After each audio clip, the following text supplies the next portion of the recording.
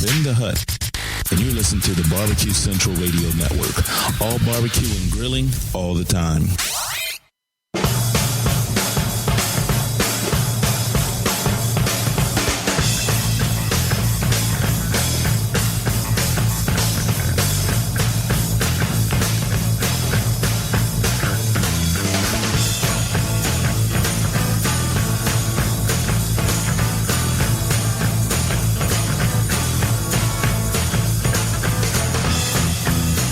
Live from Cleveland, Ohio, it's the Barbecue Central Show on the Barbecue Central Radio Network. Centralites, welcome to After Dark. Oh, yeah, what's up? The inaugural version of the Barbecue Central Show After Dark. I'm your program host, Greg Rempe. Again, the contact information if you want to jump in, 216-220-0966. bbqcentralradio@gmail.com is the email address. Looking forward to this interview for a long time. We've already had him on once, wanted to bring him back, catch up with him. He is currently ranked number one in the world of competitive eating with a number of eating records to his credit. Let's go to the hotline. None other than Joey Chestnut joining us here on the Barbecue Central Show After Dark. Jaws, what's up, brother? Oh, man, I'm just hanging in there, having a blast.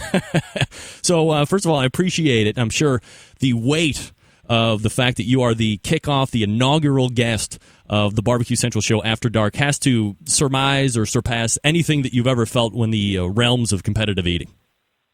Oh, yeah, man. It's I love the barbecue people. I'm a champion in multiple foods. It's fun to be on with you again. Well, I certainly appreciate you taking the time out to do it, Joey. So, before we get into some of the stuff that happened last year, why don't we go ahead and take a quick step back for some of the people that hadn't heard you on the first time. Competitive eating is certainly growing in popularity, getting a lot more face time, a lot more media exposure, more television time. So why don't we take a step back real quick, and how did you actually get into the whole competitive eating things? It's weird. I grew up in a big family, and my little brother could tell that he knew from an early age that I could eat more than any of the other brothers. And he signed me up to my first contest. It was a lobster eating contest in Reno. And after that first one, I ended up just kind of becoming addicted to it. I loved it. And I loved the way I could push my body, and not just push my body, but I kind of just devour the competition, just make them wish they didn't even want to compete against me.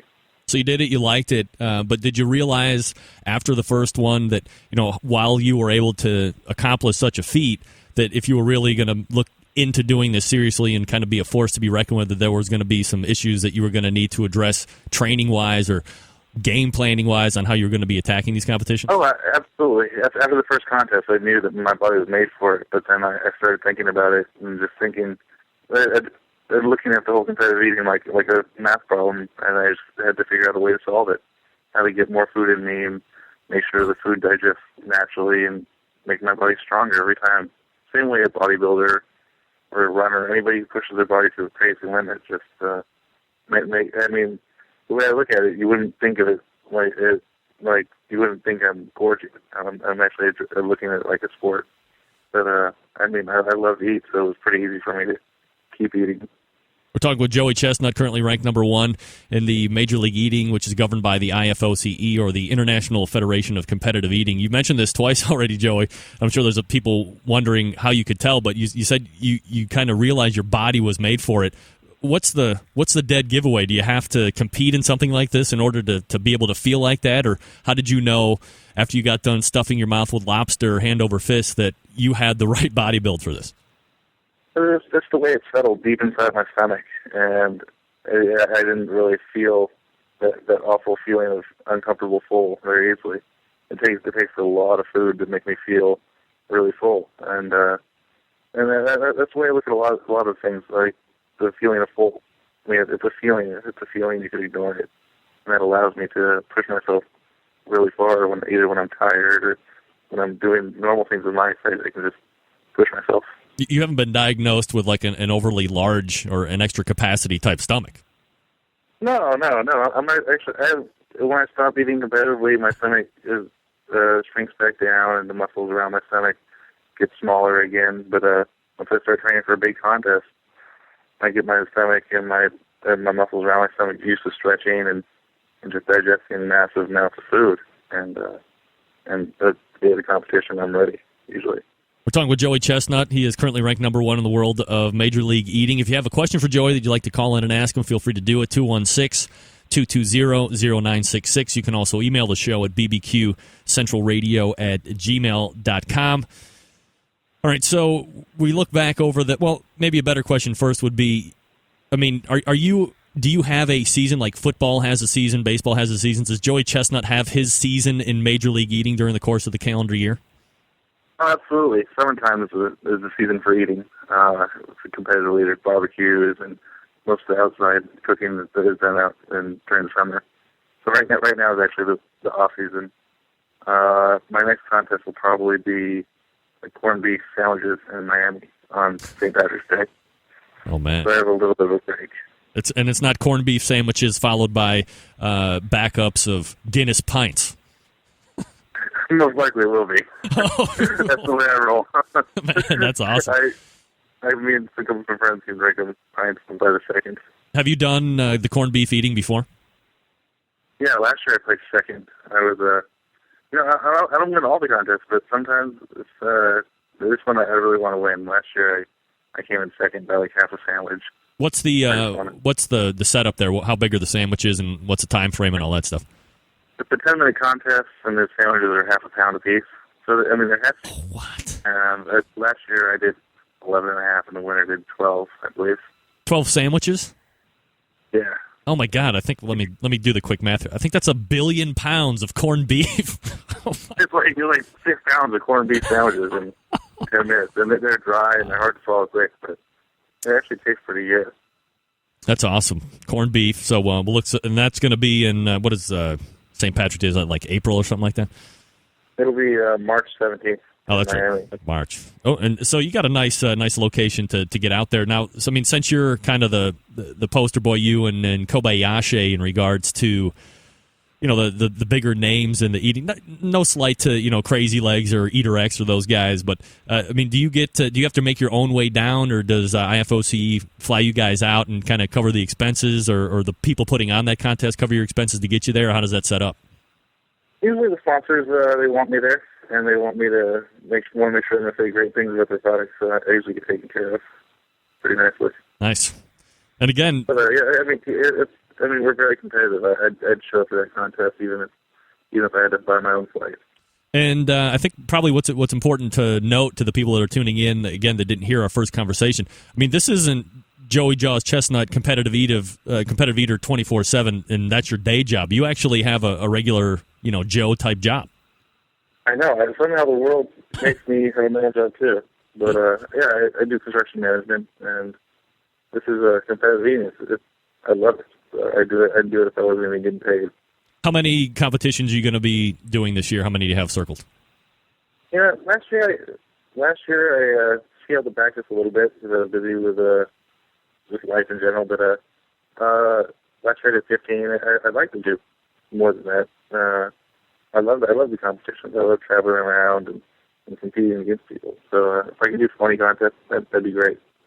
All right, so if you did 15 last year, let's assume that for at least half of those or whatever, you're boning out of your own pocket to get expenses, and you're probably staying a day or two here or there. So after your expenses paid, I mean, are you making a pretty decent buck at these competitions over and above your paying expenses, or is this more like competition barbecue, where if you do 30 events, depending on payout and stuff like that, you're lucky if you break even? I'm lucky. I'm one of the real lucky people in competitive eating. Just because I win most of the big contests. I mean, last year I broke $100,000 in eating. So I'm definitely in the green every year. Wow. Yeah, substantially, I would imagine. Yeah, definitely.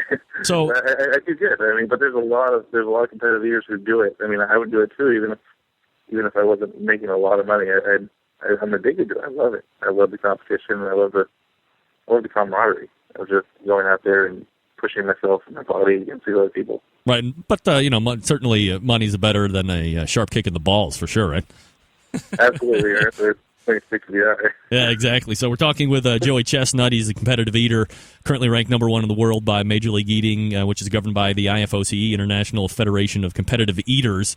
We look back at some of the 2009 results, and maybe you can kind of give us a quick snapshot of some of these. You had funnel cakes at almost 6 pounds in 10 minutes. I mean, are those accoutrement with dustings of sugars and all that good stuff? Oh yeah, there's powdered sugar. They put one of them. They put some cherries on it, but I did funnel cakes twice last year, and it was mostly just powdered sugar and funnel cakes, and that's hard to swallow quick. We dunked it in water, and it just did not want to go down. But it was sweet, and it worked out. Probably one of the biggest or most well-known competitions that happened during the course of the season, July 4th weekend, the Nathan's famous hot dog eating contest. And, of course, you're up against the main competitor for you when it comes to these, and being Takeru Kobayashi. You win, and I believe it was a new record, 68 hot dogs. And it's important to note, it's 68 hot dogs and buns, and that's in 10 minutes. I mean, that's quite a ridiculous feat. Oh my God, we're pushing each other to the breaking point. Kobayashi is he does not give up. He made me work all the way to the end. It was a great contest. Like 40,000 people came out to watch it, and it was awesome. My body cooperated perfectly that day. So let me back up here, because I missed this in the beginning when I was asking you about how you go about this. When you're training for an event. And maybe we can get into training here separately in a second, but I mean, do you have to force yourself to eat and swallow at a predetermined point, regardless of how it's actually been chewn, or because normally, for instance, when I'm eating something, I'm eating it, I'm chewing it, and then it's kind of mushy, and then I just swallow it back down. But you're under a time frame to get as much as you can down in your stomach. So do you have it predetermined as you're eating, no matter what it is, that I'm going to take so many bites, and I got this whole system down where at the 10th bite, no matter how it feels in my mouth, I have to overcome my mind that says, boy, you could really choke on that if you want to force it down right now, and you mind over matter that all the way down your stomach and do that the whole competition? I try to get my body to a rhythm, and it changes a little bit throughout the contest because the muscles in my throat will get tired and I won't be able to swallow quite as much. But early in the contest, I mean, I'm taking huge bites and I'm swallowing enormous amounts of food, and I really can't imagine choking because the muscles in my throat and esophagus are really, really, ridiculously strong. If something gets stuck, I can just make it go up or down. Things not really get stuck. And, just like anybody who normally eats, you're not going to chew the food any more than you have to. And since those muscles are stronger, I don't necessarily need to chew it much more than, a couple little chews, and then it goes down. So you have some big chunks going down. Water. What's that? You have some big chunks going down. Oh yeah. I'm not chewing my food 7 chews per swallow. I'm a bite, maybe 1 chew, then swallow. Wow. My muscles are stronger, and it's, the same way. I don't know. You wouldn't expect me to be able to swim a mile straight like you would an Ironman. My muscles are just able to, in my throat, are able to handle a big portion of the food. Right. You can force it down. Nice. I said it, and you're just, because they're so strong, you're just able to force that food down your throat, so you're not worried about choking like a swimmer probably isn't worried about drowning. Yeah, absolutely. That's exactly the way I look at it. And my muscles can just handle anything. That's right. I'm the same way a swimmer can just swim for days. We're talking with Joey Chestnut. He is currently ranked number 1 in the world in Major League Eating, competitive eating. And, if people haven't seen you, it's certainly worth YouTubing you and seeing how you've practiced for, like, the asparagus event, or how you put that one reporter douchebag to shame by sucking down, a hot dog in about a half a second, where it took him like a whole minute or whatever. That was a classic bit. But you have this, you call it a rhythm. I almost call it like a cock strut, where you get this, you're putting the food in your mouth, you kind of like bend it down and you're rocking back, and it's this whole, process that's going on. That's not you like in pain going, oh my God, what am I doing? That's a whole part of the eating process that you do in order to get those type of pounds back down into your stomach. I mean, I'm trying to get all the muscles to work together and dance the food down. I mean, it looks, it's not pretty. There's no way around it. It's ugly. And it's not graceful, but, I'm getting the muscles in my jaw, my esophagus, even in my abdomen, just to force this food all the way down. Because going to the contest, I'm empty. I fast for about 2.5 days, no solid food, and I make sure I'm empty before the contest. And I know there's room in there. I just need to make my body find the room and get the food to use up every bit of my capacity. So if you're not eating like solid food for that amount of time before, are you drinking copious amounts of fluid to expand out to give you extra room, or is that more myth and urban legend, or is that actually absolutely? I'm drinking copious amounts. I love that word. Yeah, I'm drinking like a madman. I'll wake up in the morning and drink 1.5 gallons of water, and then follow that with 0.5 gallon or maybe even more of milk, and that'll just sit in my stomach and slowly digest, and then it'll get my muscles nice and fresh and ready for this enormous meal that I'm going to take on. And one of the other things, because I'm getting questions, rifling in after hearing you talk about how much food you're eating and how you do this. Once you're done with the competition, are you and all the other eaters finding the nearest porta-john and offloading this stuff ASAP, or are you digesting all of this food? It's pretty rare for me to get sick. There's some people I can tell they're going to get sick right after the contest, but and those are the people who very rarely get any better. The best way, I've almost every year I try to get better, and the only way you can get better is by making your body get the food down and digest it. And once your body does something once, you can go up a little bit more. Same way when you're running or when you're lifting weights. You're not going to make any gains by stopping. You have to get the food down and eat it. So I know there's some people who barf, but if you look at the best eaters, me, Pat Bertoletti, Kobayashi, it's very rare. There has to be something wrong for my body. If I'm dehydrated, or if it's a food that's really, really rich, like crab cakes. Crab cakes, I got sick just because my body wasn't used to digesting it. But usually, if I get it down, I can keep it down and digest it, and that's what I want to do. So is there any concern? I mean, if you're knocking back 68 hot dogs or 8.8 pounds of ribs in 10 minutes or the 181 pot stickers, I mean, all that's staying down. I mean, are you at all concerned that there's some type of health defect or there's going to be some looming health occurrence that you're consuming all of these calories and digesting all of these calories, or is that something that you've been told by medical professionals you don't really need to worry about because since you are allowing it to digest and leave naturally, that how does that work? Part of me, I'll be honest. I'm digesting an enormous amount of food, and I do get worried a little bit. But the doctors I've talked to say that if my body's having a problem with it, I'll either expel it, and sometimes I'll have diarrhea a little bit more than a normal person because we're getting there. But your body finds ways to adapt. And my body's, I make sure I'm empty enough and make sure that I'm a little bit nutritionally starved so I have a reason to digest that much food. But you're absolutely right. There's times where, like jalapeno poppers, where my body's not happy. It's bothered me for a day and a half. I can't imagine. If that goes along with anybody who pushes their body to any ridiculous limit, whether you're a runner or a bicyclist, you're going to get pulled muscles, you're going to get hurt knees, and it's one doctor told me it's not like you're in a boxing ring getting hit in the head. That's imminent danger. What I'm doing, it could be bad. Nobody really knows. I mean, it's a inordinate amount of calories to take in 10 minutes.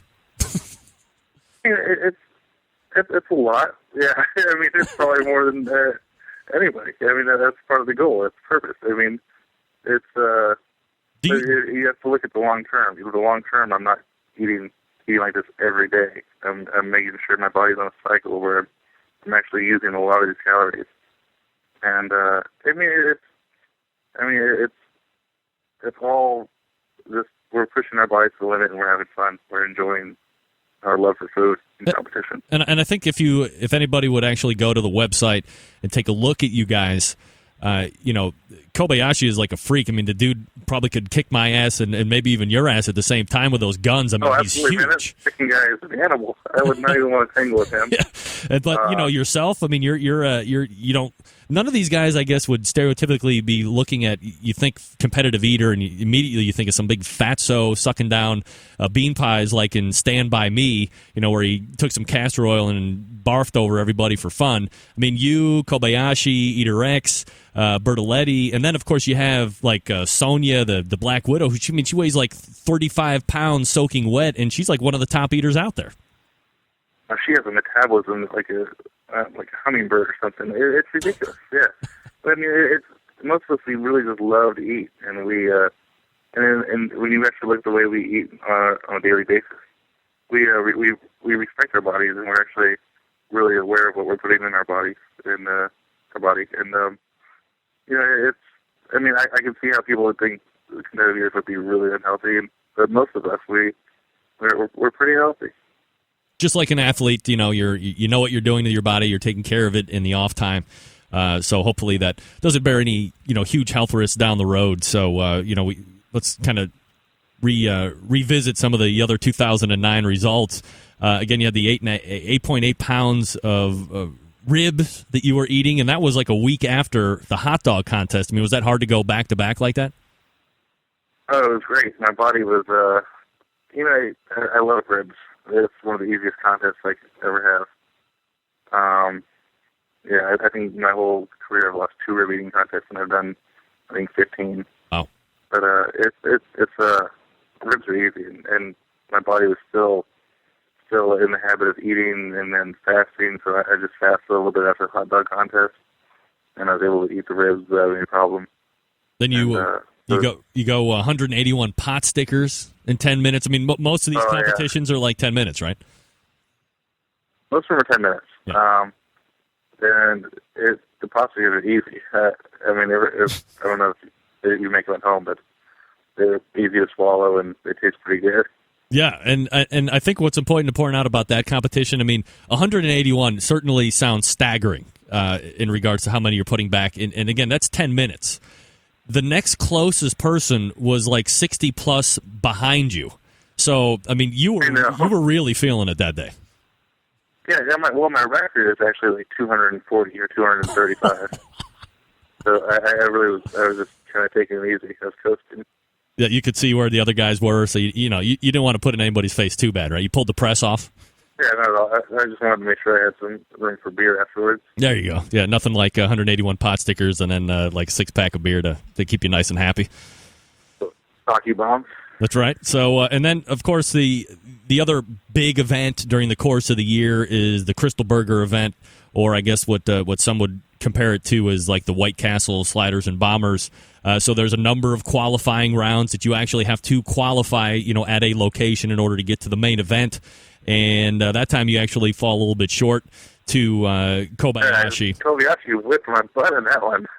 All right, well, I didn't want to say it, but he had his way with me.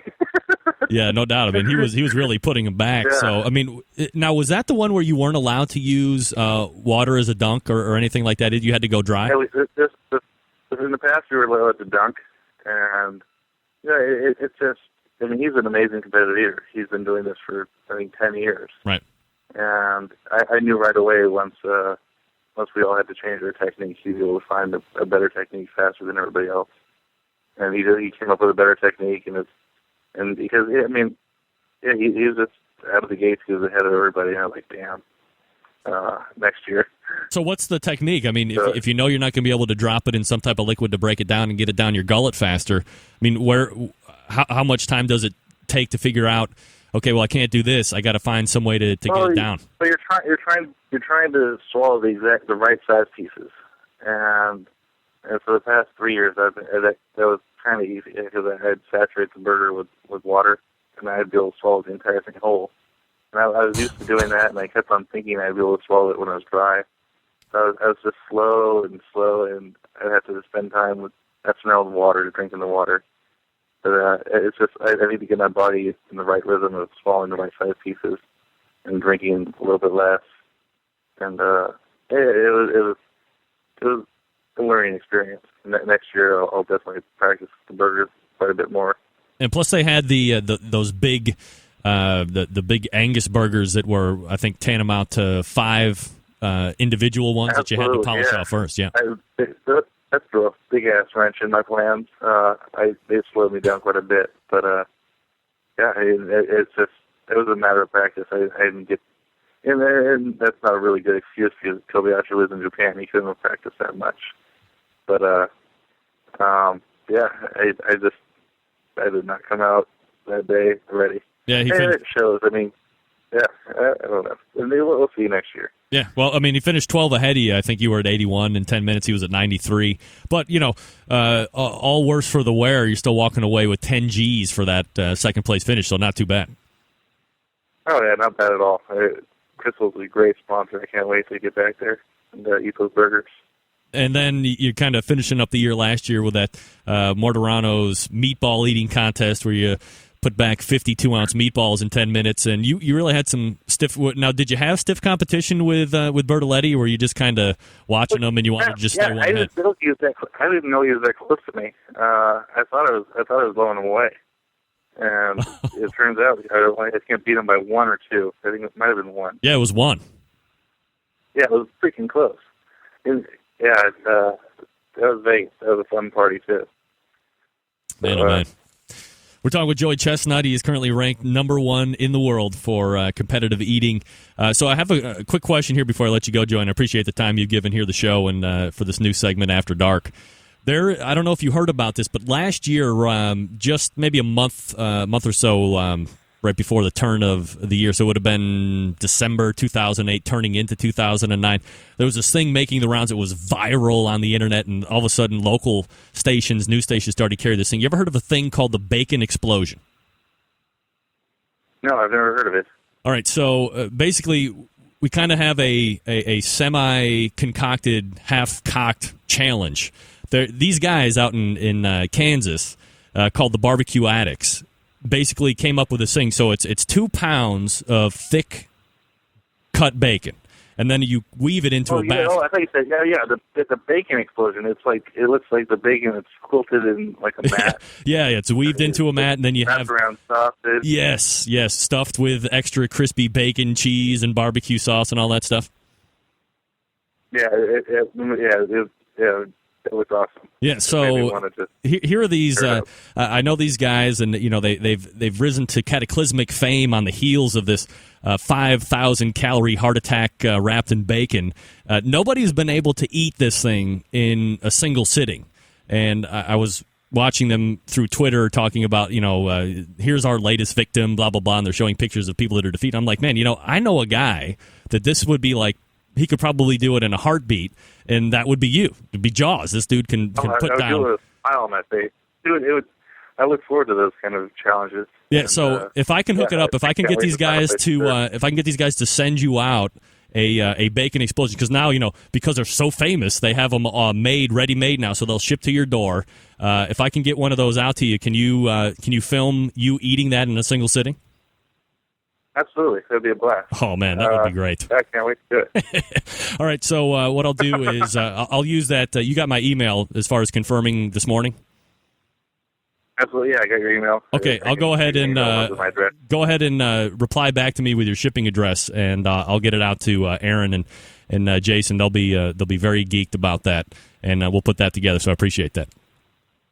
Oh, that's awesome. I can't wait to try it. All right, so he is Joey Chestnut. Look for him March 11th for the corned beef eating competition in Miami. And Joey, we'll catch up with you again later in the year, see how you're doing, and continue success, my friend. Oh, thank you so much. Thanks for having me on. All right, take care, Joey. Appreciate it. There he is, Joey Chestnut. I mean, I am beleaguered, bewildered, and fascinated. I mean... Did anybody hear the part where he's digesting his entire eatings? Can you imagine eating 68 hot dogs and buns in 10 minutes and then just letting it hang out, letting it marinate, digest, run through you, no pun intended. I mean, that is some serious calories. And then, he's going to ramp up to double the amount of competitions this year. Plus, obviously, very humble guy. I mean, the dude was pulling in 6 figures for competition eating. And this is what he does on the weekend. Let me ask you this. Isn't it kind of a shame that competition barbecue may be bigger overall as being recognized and being on television nowadays and doesn't have near the earnings potential, from what I've heard, that competitive eating does? Joey Chestnut takes place in 15 competitive eating competitions during the course of 2009 and books over $100,000 in winnings. $100,000 in winnings. For, what's the math on that? You have 10 minutes, 10 minutes, 6, like, what is that, 3 or 4 hours of total work? I mean, I don't know. Maybe there's something askew here. Maybe there's something I don't know about competition barbecue. But it seems, in having talked to a number of the guys that are out there competing more often than not, you had Rod Gray doing 30 events last year. Now, in my last interview with Rod, he did say that he didn't not make money, but it wasn't, he didn't have the ability to go out and buy a new truck to haul the Jambo pit around for this year. It sounds like if Joey continues or does better than he does last year, he could go buy a new Ram 2500 and a Lexus to drive during the week. So something's askew with winnings. Maybe competitive eating needs to hook up with the KCBS or vice versa and see where the sponsorship dollars need to come from, how to host an event, and where to get the money to pay out, and maybe that can bring competition barbecue yet to an even bigger level. All right, we're going to step away for a quick break. Let me set up here for the last segment of After Dark. We'll be hearing from Dennis Cobb, who was at the Lakeland Pig Festival last weekend. He's got some great interviews with some of the top names out there. This is Rempe and you on the Barbecue Central Show. You're listening to the Barbecue Central Show.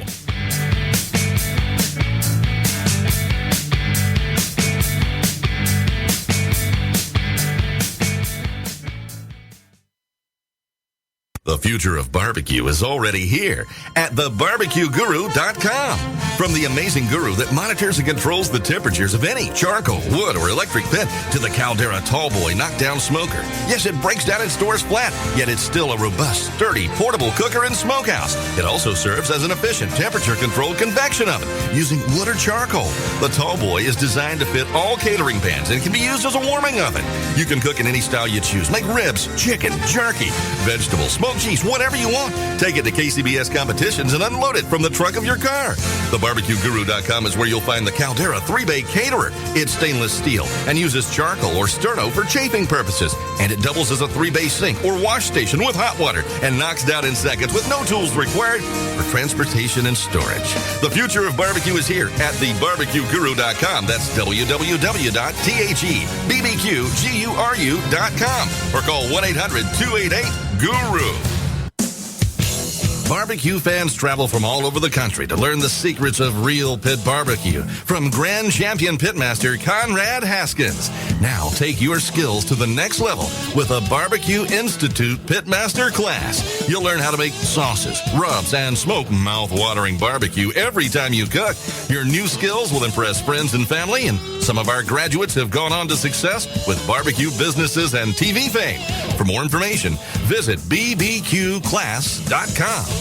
Are you one of the grillers out there that want to add true, authentic wood smoke to your grilled foods? You know what? I feel your pain, Centralites, and that's why I want to tell you about the Flavor Dome Smoker Box. The Flavor Dome is made of 100% stainless steel, heavy gauge, weighing in at 3 1/4 pounds. This thing is built to last a lifetime, and heck, with that weight, you could use it to fight off creeping marauders looking to take your steaks off your grills. Its revolutionary dual lid technology produces a cleaner, smoother tasting smoke, and the low profile design with that inverted deep V channel allows it to sit right on the flavorizer bars, and you can put your grill grate right back on top of it and continue cooking. Now, Centralites, you know I own a Flavor Dome, and I absolutely love it. It works on 90% of all gas grills, and don't forget to take advantage of the special price when you order the Flavor Dome and the Ribolator together. Visit Ribolator.com for more information. Centralites, let's not listen to what the Surgeon General has to say about it, and let's get hooked on smoking together with the Flavor Dome. Won't you try yours today? Forget going from site site to site to get all your barbecue and grilling supplies and make your first and final stop at fredsmusicandbarbecue.com. In the market for a new barbecue pit, we have all the big name brands like Big Green Egg and more. As a matter of fact, Fred's is staffed by eggheads and carries all the parts and accessories for the Big Green Egg. More of a pellet head, you say? Fred's is the pellet grill superstore with grills in stock from Traeger, Green Mountain, and Country Smokers from Louisiana Grills. Fred also carries smokers from Cook Shack, Bradley, and Weber as well as a full lineup of charcoal grills. And once you're outfitted with your new smoker or grill, you'll find absolutely everything you need to make your barbecue or grilling experience a success. Fred is also the creator and distributor of Tasty Licks barbecue products, including their great line of rubs, spices, and sauces. You gotta try them. You can also get your hands on a full lineup of marinades, accessories, lump charcoal, wood chips, pellets, chunks, and even the great grilling tools from Stephen Reichland of Barbecue U fame.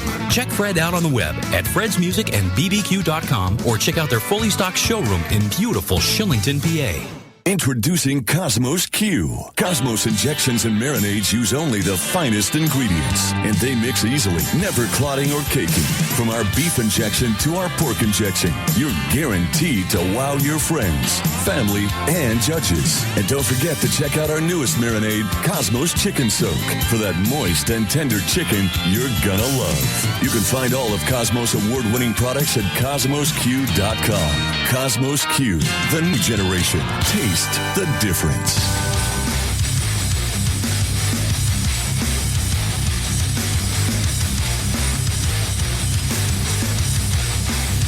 All right, we are back after dark. Barbecue Central show. I'm your program host, Greg Rempe. Thanks for joining me after dark. Very successful inaugural show, I think. All right, let's go ahead and get into the interviews. Now, of course, we know that the Lakeland Pig Festival jumped off this past weekend. That kind of launches the 2010 competition season in regards to the KCBS is concerned. Lots of big teams making their way down. And it just so happens there is a faithful Centralite who lives right around that general area, so he made the trek out, actually reached out to me about 3 weeks ago or so and said, hey, why don't we take a look at this? I'll go down with a recorder and try and grab some audio with some folks and get their introspections and get their thoughts about what they think the TLC Pitmaster show is bringing to the table right now. And then also, on top of that, see what they thought about their turn-ins and so forth. So I had to do a little cleaning to the audio here, so I apologize up front for that. But here is Dennis. And by the way, let me give special recognition here to Dennis from Florida. He is a regular contributor to the show via email, call in. He's also been on a roundtable. Dennis Cobb, you can follow him on Twitter at Dennis Cobb. That's C-O-B-B, at Dennis Cobb. He doesn't tweet that often, but he's got a great Facebook page, and his tweets are worth following. Give him a follow. You can do it. I follow him. You should too. And so I just want to say thanks to Dennis for actually taking the time out to rip the audio and sending it back to me. I didn't really go down and edit it too much. Because it didn't really need it. A lot of them are just between 2 to 4 minutes. But this one here with Myron Mixon is almost 8.5 minutes. So let me go ahead and step out of the way here for this one. This is Dennis with Myron Mixon. Test. All right. Barbecue Central show here in Lakeland at the Pig Fest. First competition, KCBS 2010. We're visiting with Myron Mixon of Jack's Old South. Myron, the TLC Pitmaster show, how do you feel the show is doing in terms of accurately portraying what goes on week in and week out on the competition barbecue circuit? As far as the actual drama of it and the things you see going wrong or the things you see going right, I think it's a pretty good portrayal. Naturally, it is for TV, and you're going to see maybe a little bit of over-exaggeration as far as certain aspects of it. But, if anybody's ever been to a competitive barbecue contest, they know there's drama. There's confrontation. There's overjoyed. There's pissed off. There's everybody can't win, and I'm never gonna cook again attitude because of whatever happened that day. I'm selling everything I got out here, and a lot of egos involved, and it's mostly a male sport. So when you got egos and you put a lot of men together, you're going to have drama. And that's basically what you got going on there, except for Leanne being a lady and mixed. But with that being said, she has drama too. And everybody has it in their regular lives, and you're going to have it in your competition barbecue just like you do there. And how about the character portrayal. Do you feel that your character on the show is being portrayed as the person that you really are, Tuffy Stone, Johnny Trigg, Glenn Whippen? Well, I'm not as I can be tough sometimes. I was raised by my dad, Jack Mixon, and he was tough. Now he was showing off he could get on your ass, and he wasn't like what you have of parents today. And I can be rough, and as a parent sometimes on the camera. But when you start getting into your competitive mode and you want to win, and it's all about, so I do this for a living.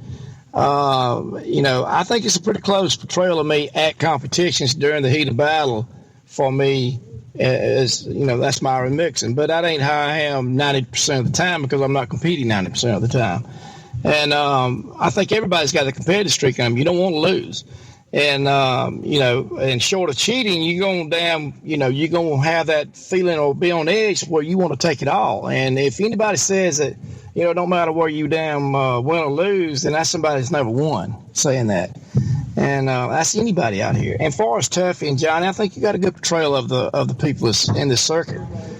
These people, they sit around and you watch them, and I've seen them before this show started, and I've seen them while the show's going on, and it's a pretty good portrayal. Tuffy comes across as a curious, inquisitive person that really wants to learn all he can about barbecue. Well, you look at his record; he's been cooking for about 3 years now. And the success he's had, and he is very inquisitive. He wants to know. He's all about wanting to find out new things. He's been to my cook school. We did that right after we shot the Big Pig jig, and he's learning. He's like a sponge, so that's why they call him professor. He wants to know. He wants to know and learn things all the time. And Johnny, I look at Johnny like an older version of me. He don't give a shit, and he tells it like it is, and a spade's a spade, and, that's just what, if Johnny don't like you, he don't fool with you. That's one thing I like about him. And, I believe you got a good portrayal of it. Again, you got to take consideration it is on TV, and you're getting just these certain little blocks of these people's personalities. You don't see all the other stuff that goes on that might soothe the edges a little bit, like with me especially. I'm not an ass raising hell cussing all the time person, but when the time's needed, I do. I will do that. I'll give you an example. If I'm sitting here and we got time coming up to turn in a box, and competition barbecue's all about timetables. I said, guys, I think you need to run over here and let's unload that wood and get it over here to put into the fire. Or I can say, get off your damn ass, get that wood over here, because we ain't got no damn time left. Now, which one are they going to respond to probably better? A or B? My guess is B, because I ain't got time to be nice right then. It's all about getting paid. It's all about winning. It's all about the trophy. It's all about placement of where you wind up in the scheme of it. And, I want them to react as quick as they possibly can, so that's the way I handle it. I can't be Mr. Nice Guy all the time. And but the show is going to see me just in that form. They're going to see when the other stuff's going on. So yeah, I believe it's part of me is pretty close. And would you like to see a season 2 of TLC Pit Masters? Sure, I'd like to see a season 2. I mean, I like to see the whole cast come back. It was fun to do, and everybody it benefited everybody on the show, and not just everybody on the show. It benefits, in my opinion, barbecue as a whole, from all these sanctioning bodies that put on contests and sanction contests to the actual contests themselves to barbecue restaurants. Anything barbecue, that show has helped. Went numb there for a second. Okay, forgot the next question. This will all get edited. What was the next thing you wanted me to ask? Oh, no, this one. It's the reason I forgot it is because you're the only person I'm asking this one of. I hope you're okay with this one too. If you're not, we'll get rid of it. How are you handling your new barbecue celebrity? People recognize you more now, and I've been on several shows as far as like where they've come and filled festivals, and we're part of the festival like a lot of teams were. But since this reality show and since the Leno and the Late Late Show with Craig Ferguson, it's been a different game. I mean, today was my first appearance at a contest since all of that's happened. And it's been kind of unbelievable as far as the number of people that really watch the show. If you've seen yourself coming up, and out here, even in bad weather, we got rain going on now. These people still want to have their pictures made and autographs signed. And I don't see myself as a celebrity. I'm just part of a group that's on this show. But by them coming by, wanting their pictures made and autographs that we talked about, that makes me know these people are watching the show. these people are paying attention. I've had so many people come up to me and wanted their picture made or an autograph. They said they've lived here in Lakeland all their life and didn't know there was a barbecue contest down here, but they saw this show and they went looking and they saw this contest in their own backyard, and they came here because they knew I was coming. So that's the people you want to reach. The people in the barbecue world that already go to the barbecue forums and listen to the radio shows about barbecue and the TV shows about barbecue and already been monitoring that and go to contests. Well, you want those to watch too, but the ones that you really encouraged by is those people like that never had an idea this competitive barbecue world was here. And all of a sudden they find out about it through the show, and they're coming down here, they're participating, they're getting involved in barbecue. That's what you want to reach. Talking with Myron Mixon of Jack's Old South. Myron, how did your turn-ins go today? Is there a particular category you're happy with or unhappy with? Today's categories pretty much like all of them that we've done in the past, but again, our brisket was dead on. I mean, we may be dead last in it, but I mean, it was dead on like it wound up last year. We did 9 or 10 KCBS events. We cooked for the MBN Memphis Barbecue Network team with you and won it for our 8th time. We didn't get to cook as many of the KCBS events as we really wanted to, and but we wound up by doing 9 or 10 KCBS events. We wound up 4th overall in brisket, so we had to finish high. We were in the top 5 every time we cooked brisket, and I feel like it's a strong suit today. If anything was our weakest, I would probably say it would be our ribs, because ribs is something that is, in my opinion, a hit and miss. You can have the perfect texture, the perfect tenderness, but if you ain't got the right flavor being sauce, then you're dead in the water. And it's done got to be teams and individuals have gone to classes and studied and done all the groundwork to where it's getting so close in there with the tenderness and the moisture in the meat and all that. They've got that covered. Then it gets down to being just a basic flavor contest, and that's what you got going on now. I mean, the competition is stout nowadays. I mean, it ain't no blowaways. You don't go in and dominate them, and you got too many people spending the time and the effort and the money to learn how to do this game, and that makes us all better, though. Myron, thanks. Good luck at the awards. All right, so there was Myron Mixon. Again, that is Dennis Cobb reporting. Lots of great insight there, especially after on the heels of our conversation that we had with him that previous Tuesday. He was on the Craig Ferguson show the day after, and then he was hauling ass back to get geared up for Lakeland Pig Festival. And he was definitely in the top-tier finishers out of the money, but he did show very well considering the amount of traveling and stuff. I'm not making excuses for him, I'm just telling you what the hell was going on.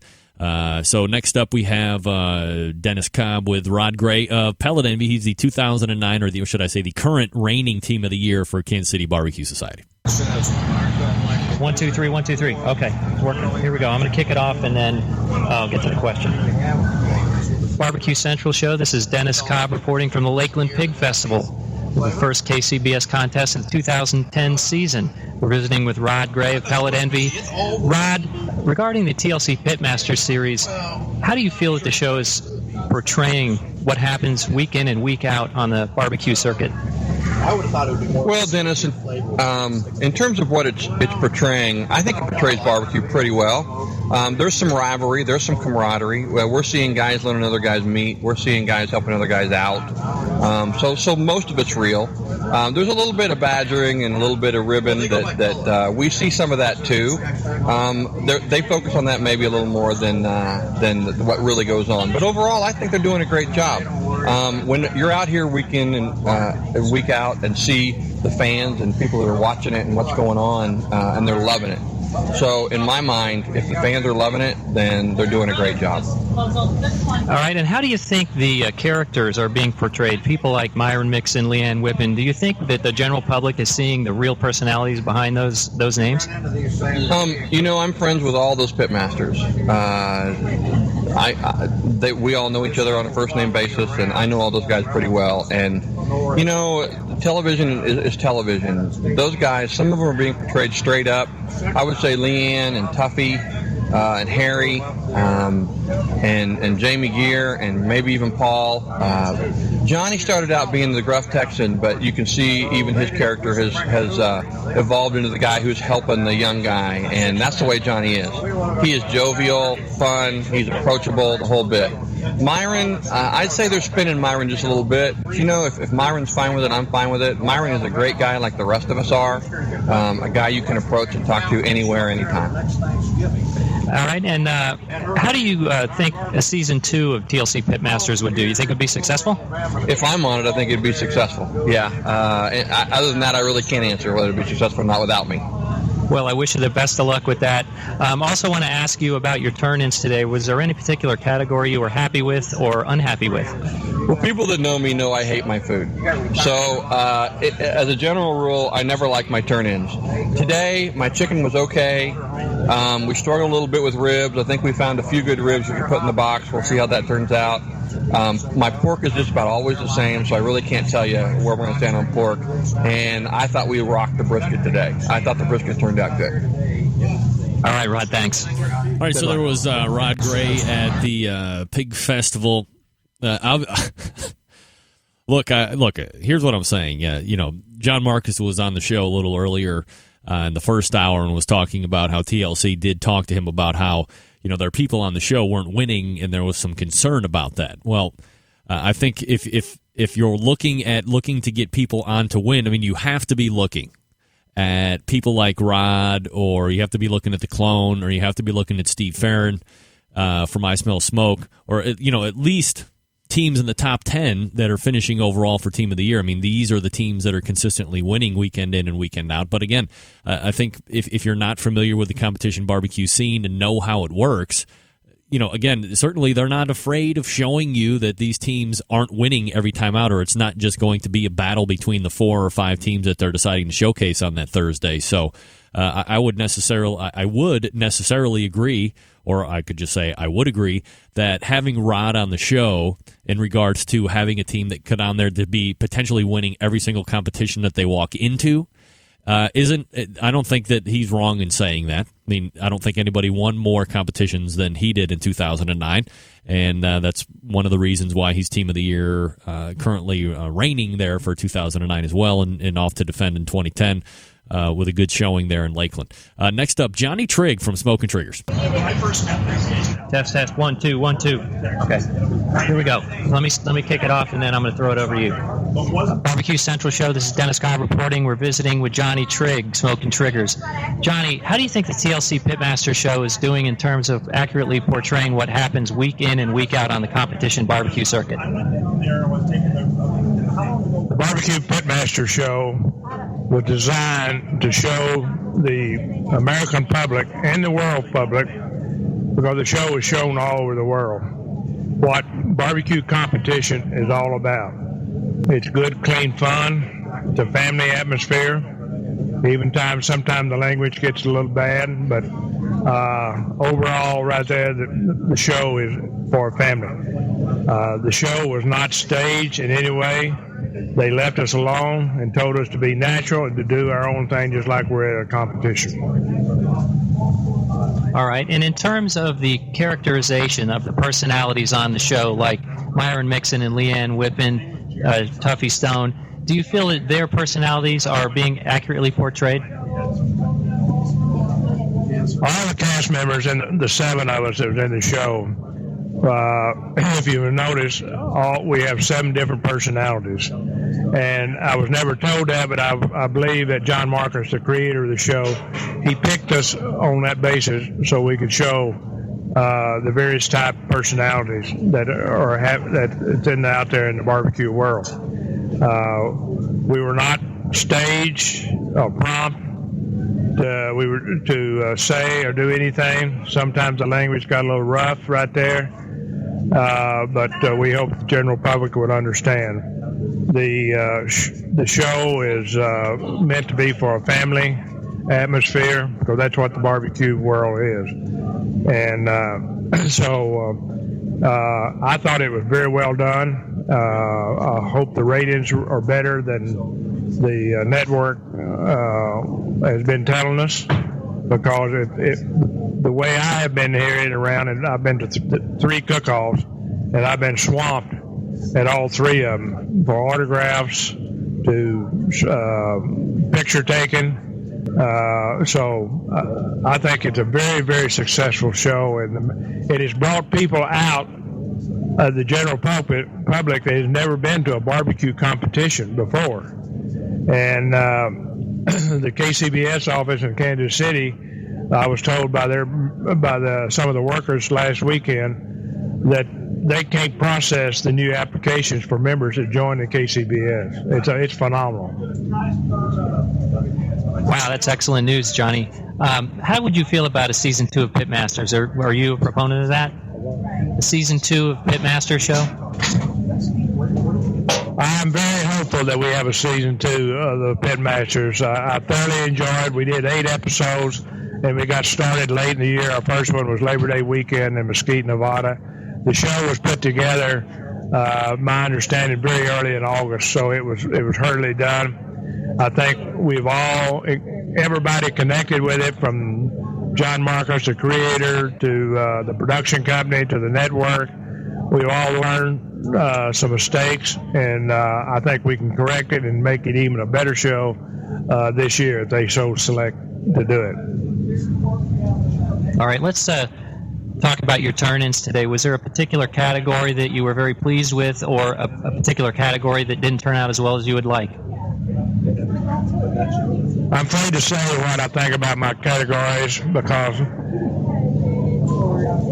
generally when I think I've got something good, it turns out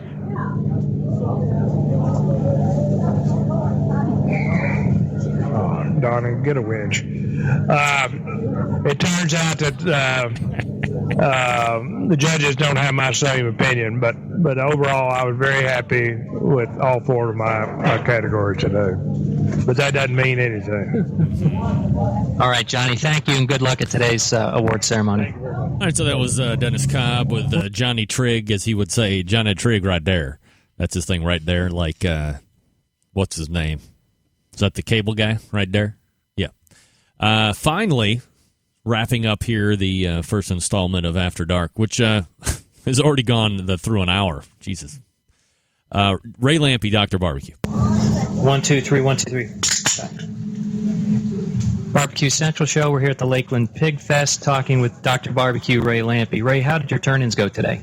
It was an exciting day for me and a lot of fun. I had Fast Eddie cooking with me and John Ribdog Verval, because it's just kind of busy down here for me, so I got these guys to join me on the team. So Eddie cooked the chicken, and John cooked the ribs, Eddie cooked the pork, and all I cooked was the brisket. I'll go through the line. The chicken we didn't think was our strongest category, but we don't think it was bad. We don't think it's going to kill us, but we didn't feel that was our strongest. John does a lot of ribs. He's usually a very good rib cook, and I think he was right on the money today. Sometimes he makes them too sweet, and I didn't think he did today. I thought he hit them pretty good. I thought those ribs had a real shot. Eddie's pork was fabulous. Eddie's been really strong in pork the last few years. I thought it was fabulous. He made up an injection that I hadn't seen before, and, man, I thought our pork was probably our strongest category.